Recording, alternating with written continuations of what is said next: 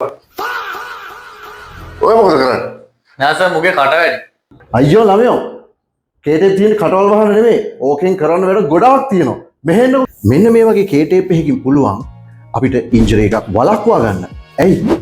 හැදිච්ච ඉන්ජරි එකක් කළමනාකරණය කරගන්නත් පුළුවන්. කේටේප් ඇප්ලයි කරනවා කියන එක ආර්ට් එකක්. ඒ වගේම සයන්ස් එකක්. ඔයගොල්ලොත් මේ කේටේප් ඇප්ලයි කරනවා නම් අනිවාර්යෙන් මේ කාරණා තුන දැනගෙන ඉන්න ඕන. 1. කටින් ටෙක්නික්. අපි මේ කපන ටේප් එක අලවන්න යන මසල් එකේ සැකස්මත් එක්ක බද්ධ වෙලා තියෙනවා. 2. Stretching technique.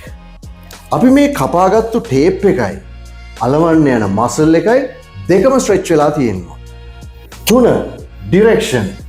ඩිරෙක්ෂන් එක පරණ ඉන්ජරි එකක් නම් මසල් එක පටන් ගන්නා තැන සිට අවසානය දක්වා මෙන්න මේ විදිහට. අලුත් ඉන්ජරි එකක නම් අවසාන ස්ථානය සිට පටන් ගන්නා ස්ථානයට මෙන්න මේ විදිහට. අලුත් ඉන්ජරි එකකට සපෝට් වෙන්නත් පරණ ඉන්ජරි එකකට පුනරුත්ථාපනය වෙන්නත් තමයි අපි කේටේප් ඇප්ලයි කරන්නේ. දැන් පැහැදිලි නේද?